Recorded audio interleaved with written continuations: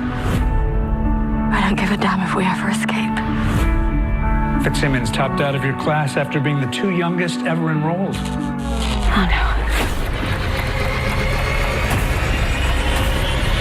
Did you think you could play in the shadows without me?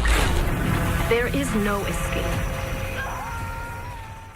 Now, I'm not gloating, I'm not showing off, but do I love being right? And I was right about the Doctor appearing on the upcoming episode of the season. No, I was wrong about the how, that's why I'm definitely not gloating, because I did think that the Doctor is gonna manifest like, well, these people, Fitz and Simmons, are basically out there while he's trying to protect her. The Doctor is gonna float out to the surface. But that, though, is not the case. We're gonna see the Doctor within a framework-like environment, and the thing about the Doctor in this case is we're gonna be getting the full Hydra experience, which is a good thing, by the way, because that makes it a little bit different than what we got on last season. It also does give us the hope that next week's episode is gonna expand on the concept, like not expand on the framework concept from what we've seen before, but rather expand on just us seeing the Doctor. We might end up seeing a lot more, maybe AIDA, maybe Ward. Gonna talk about AIDA in a moment actually, but first and foremost, welcome back guys to another one of my Agents of S.H.I.E.L.D. Season 6 videos and my breakdown of the trailer of the 6th episode of the season, which will be otherwise titled Inescapable. Alright, so first of all, I do think that Inescapable refers to a lot of things. The situation they're gonna be in is inescapable. They're gonna be plugged into this machine, and they've gotta deal with their fears, with their demons. But there is also the possible reference that the Doctor is inescapable, like Fitz has got to deal with this before he manages to move on, no matter what version of Fitz we're dealing with. It's like dealing with the Doctor persona is the only way that Fitz can turn over that leaf, can turn over that page, and move on and move further. The Doctor is inescapable, the persona is inescapable, Fitz has got to face off with it before he manages to be all Fitz, all the time. But that though brings us to the scenes on the trailer and the final scene of this week's episode. Now the final scene of this week's episode had Enoch gas Fitz, like render him unconscious in order for him to be put in that machine. Simmons would be as well put in that machine with him, like their combined memories, their combined knowledge would be put together within that machine in order to achieve what the Chronicoms want to achieve, which is basically all about building a time travel machine in order for them to save Chronica 2, their home planet. Now we end up seeing the part with the machine at the very end of the trailer. It's gonna be torture, it's gonna be painful. Ultara in the white background does indicate that she does go into the dream, like she doesn't bring them out to talk to them, but she rather joins them. She's basically in there telling them that this is your nightmare, it's not gonna end unless you decide to help us, so yeah, start working on it. Now there's this dial on the machine that Ultara turns up and down, and that dial is basically all about the intensity of the nightmare that they have to deal with inside.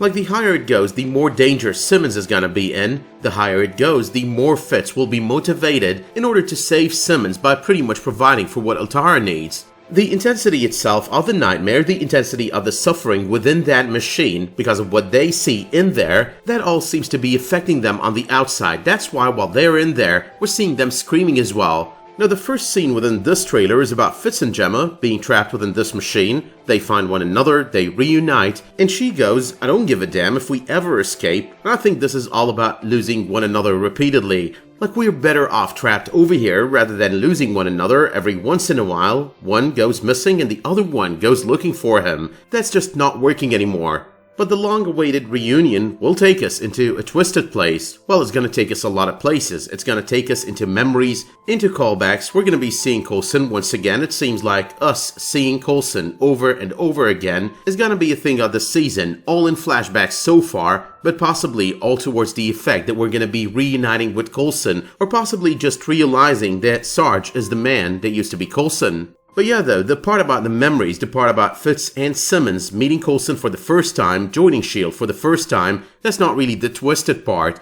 The twisted part kinda comes after that. The twisted part is about the framework manifesting, or people out of the framework. There's that woman that's raising her head, she looks a little bit burnt, kinda makes me think that's gonna be the manifestation of none other than Ophelia/AIDA. Now that would be a big surprise, and most definitely a good one at that. Now, I'm going to be doing that thing where I circle back to the synopsis, the thing that I do every week with the trailer breakdown, but nonetheless, the synopsis does not have Mallory Jansen, the actress who portrayed AIDA, listed within the guest starring list, but if she were to be part of next week's episode, that wouldn't be the first time that happened. Big surprises of the sort are never revealed on the guest starring list. That means that we could also see people like Ward possibly, because he is a big nightmare when it comes to these two, like their history with him and whatnot. But most importantly, the biggest nightmare that they're gonna have to face in there is the one thing that Fitz and Jemma fear the most. Fitz would end up becoming his Doctor persona from the framework, and his Doctor persona over here is not Fitz manifesting it, is not Fitz becoming it, but rather Fitz seeing it. And that, as opposed to the Season 5 Doctor, is gonna be the full-on Doctor out of the framework, Hail Hydra and whatnot. It's also interesting that they are going to be presenting the Doctor in this light, because at this point it is a trope of the series that we do get Hydra every single season of the series, even if in passing we're gonna get Hydra. But yeah though, next week's episode is gonna be Fitz and Simmons centric. Don't expect to see anyone else out of the series. Now that would mean that so far the 5th episode of the 3rd season, 4,722 hours, that was basically Jemma-centric, the 5th episode of the 5th season, Rewind, that was basically Fitz-centric, and now we've got the 6th episode of the 6th season, Inescapable, and it is going to be Fitz-Simmons-centric.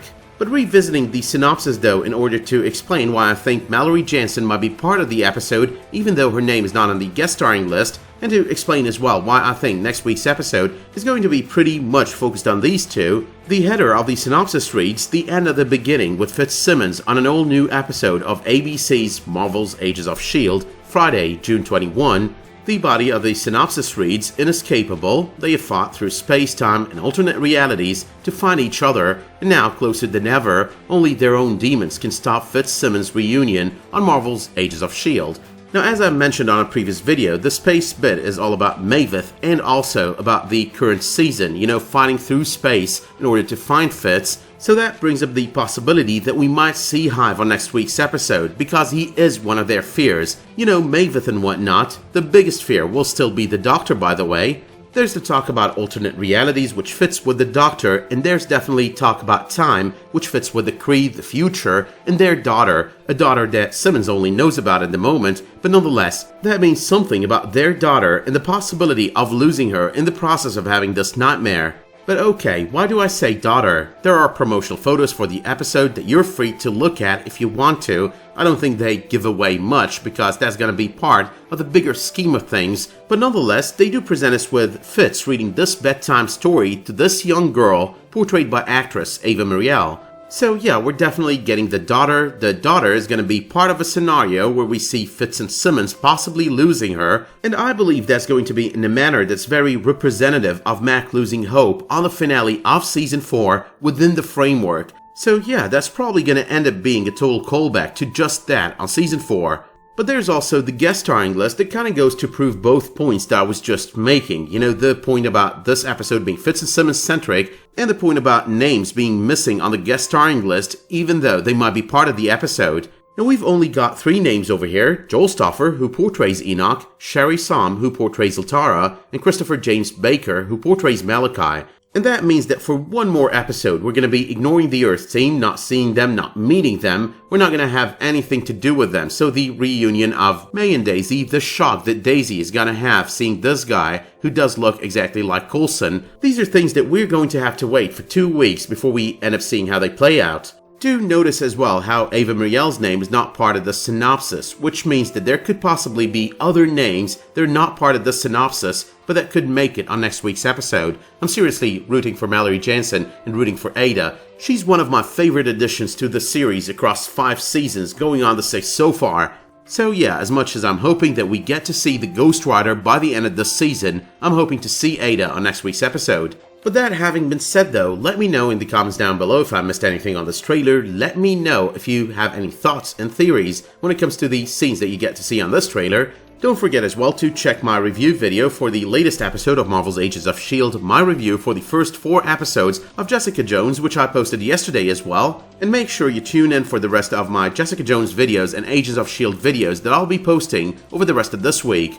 Let me know as well if you did like this video by dropping it a much appreciated like, subscribing to this channel, and make sure while you're at it to enable notifications in order to get updates whenever I upload a new video, publish a new community post, or start a new live stream. But until the next time that you tune in for another one of my videos, Agents of S.H.I.E.L.D. or otherwise, thank you so much for tuning in to this trailer breakdown, and have a great day.